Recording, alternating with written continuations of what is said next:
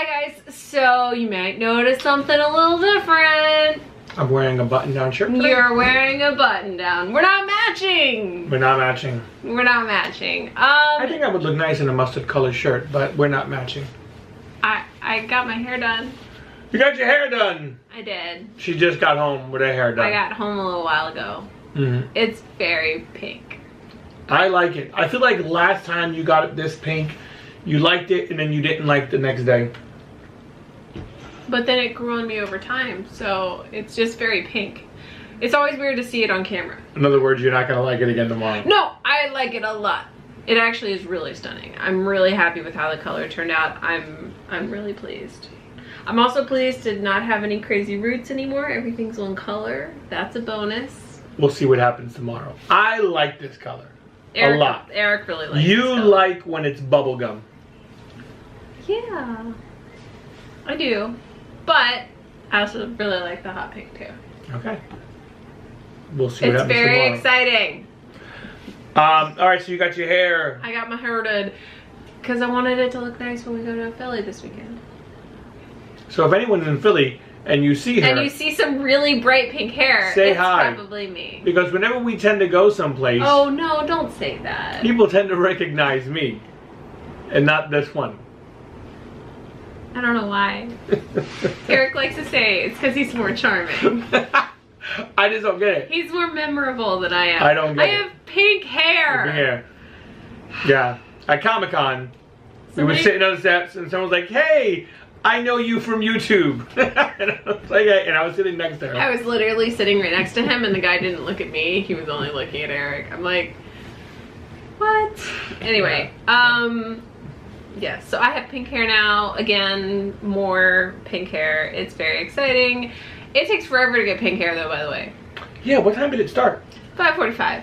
Guess what time it ended? Okay. 8:30. Wow. It takes, this level of pink takes a lot of time. That's crazy. Did she bleach it or anything? Or Oh yeah. everything? Mm-mm. Or just your roots? We did my roots. Okay. And then I got shampooed and heavily conditioned, and then we waited, and then we did this, and then this had to set for a while, and then we did very color safe shampoo, and then I got a botanical treatment in my hair to make my hair not be all like burnt out and gross from the chemicals, and then I got she blew it out, but it never works on me. Do people look at you like you're weird while you're there getting this color? Oh my god, actually the reactions there are all like, oh my god, that is so cool. I had lots of middle-aged ladies be like, that's beautiful, oh my gosh, or is that the color that you came in with? Like, it's just so pretty. And I even had an older gentleman, I would say he was probably in his 60s, stop. I was getting my hair washed, it wasn't even dry yet, and he was checking out, and I like looked up and I could see him, and he looked at me and he goes, your hair is amazing. And then he left.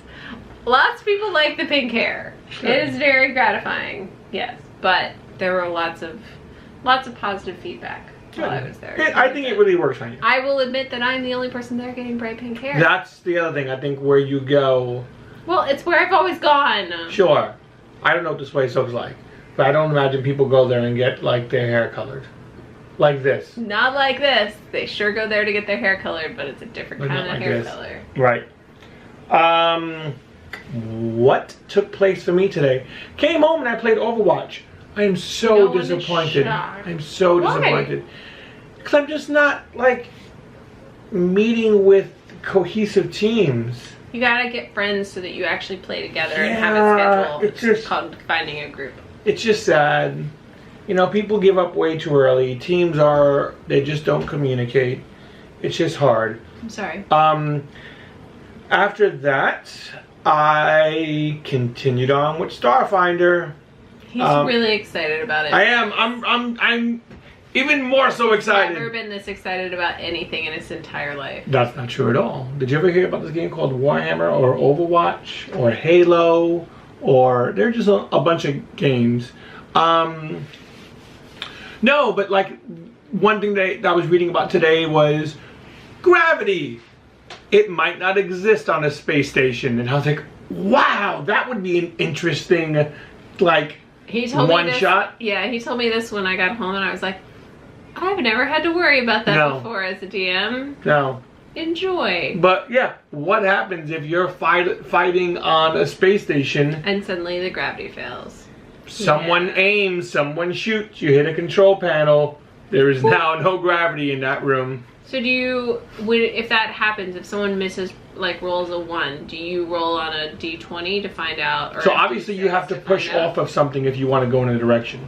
That wasn't what I was going to say at all. So what are you trying to say? I was trying to say what would cause the gravity to go. If someone rolled a 1 on an attack roll, like they fail spectacularly. No. Then do you there would have to be like a d6 or a d10 and on a 1 it causes gravity to fail? Like how do you determine when gravity fails? I mean, if I put you in a control center, like the main control center of a space station, I imagine if there is ridiculous amount of shooting, then there's a possibility. If you're fighting an enemy and they're trying to escape and they have gravitational boots, but you guys don't, it would be smart for them to shut the gravity off. That is smart. Or vice versa for you guys. Yeah. Like there are things like that. Cool. But yeah, you have to push off. Obviously, you continue moving in a direction unless something's there to stop you. Yep. You could shoot, hopefully, which will help you. There's collision damage if you run into each other. This is insane. Yeah, it'd be a 1d6 damage. Also, depending on how high up you float. If gravity comes back, you're going to take falling damage. Yeah. Is falling damage the same in Pathfinder, Starfinder, as it is in D&D? Is it 1d6 every 10 feet you fall? 1d6 every 10 feet, I think starting at 30 feet. Oh. Maybe. I forgot, where is it? I'm pretty sure it's 1d6 for every 10 feet, regardless of how high No, but the higher up you go, the more damage you can take, obviously. And then they also talk about if you jump off a ledge as opposed to falling off a ledge, you would actually half your first 1d6 damage. That's excessive amounts of math. I'm not going to do that. Just your first 1d6. Welcome to D&D, where the math only matters when it makes sense because you're kind of prepared. So your first 1d6 would be halved, and then everything else would just be regular falling damage.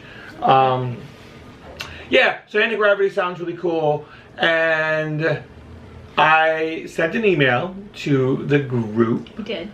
I got it. Asking when they could play. It was January 6th. Or January 27th. Yep. Unfortunately, one group, which was Emily and Will, unfortunately, wrote, maybe someone else couldn't, that they could not play on January 6th. So January 27th will be the first time that I am running my campaign. Congratulations. I'm excited. We are forever away, unfortunately. It is a ways away. 2 months feels like forever. But I sent the group an email today just telling them that graduation takes place on January 27th, 2018, and that they're recruits, and we're looking forward to them graduating and being agents. It was a really good email. It was like short. It was it was just like it did a good job setting the tone actually for how this game may go. Yeah. I liked it. So I thought it was good. They're recruits.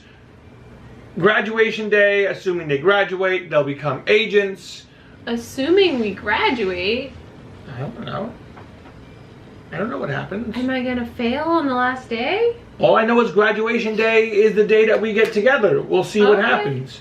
So yes, they'll have graduation day, and we will start the campaign. That's very exciting. Then and there. One thing that I was reading about in the book, was having a campaign end. So you don't have. Well, I know your thing doesn't end, but it was interesting how they said, you know, you might get to the end of a big story arc and give your players the option to continue on. Yep. Or if one or two or all of them want to leave and roll up new characters, they can. I'm going to give you guys the same option once we get through the main storyline for what I'm trying to do. Right.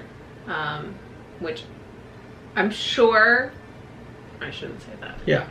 Don't I'm not going to say anything. But it was interesting. I haven't thought about not having Noravar. It will happen one day. I had to let Kira go. Why would it happen? You had to let Kira go because you don't play in that campaign anymore. No, but I mean, like, if one day you will no longer be able to play Noravar. Because you'll kill him off? No, you guys will end. There is an end. If you guys make it all the way to level 20, then you're done. You realize that's the end. You don't have to end it. You can continue on. It doesn't work like that. That's what even Starfinder said. The max level is 20, but it doesn't mean you have to stop. At that point, I will end the campaign. Yeah, that's like 20 years away. We're nowhere near the ending of that. No. You guys are level 4. You got plenty of time. Yeah. So it's going to be interesting. Like I said, when I start my campaign, they will be level 1s. I am expecting us to record that too. Audio and video. Separate. If we want to do just an audio file. Okay. But we'll see. Next up for them is they have to build their character. I know. I gotta figure out. I'm gonna be an android, but I don't know what the other thing was that I was gonna be. So I gotta look at it again. Yeah. We should do a recording of you building your character. That could be cool. And seeing how it goes. That could be very cool. I'm sure Emily and Will not have any issue building their character because they're magic. Because they're Pathfinder players. Or that too. It's a horrible way of trying to complete my sentence. Evan has never played Pathfinder, I don't think. I don't know. And Caroline definitely has. It's completely new to everything with this. So we'll have a get together and create her character. And I think that is it. Yes. It was a Starfinder hair coloring day. Tomorrow is hump day. I have to coach winter track. And then we have D&D. And then we have D&D. Yes. Actually, I need to work on my notebook for D&D. I got a new notebook. Not exciting. But the countdown to PAX, we are so close. I got We also, today, got our official invitation to the Total Party Kill tournament that Emma, myself, Emily, and Will be playing in. We are playing against Strahd, or trying to defeat Strahd. We're trying to defeat Strahd. It's a pre-generated character game where basically they're trying to kill us and we are trying to not die. We're probably gonna die. Probably gonna die. But it's gonna be a good time. That's gonna be it for today, guys. Hope you had a great day. Don't forget to like and subscribe, and we will talk to you next time. Bye, guys.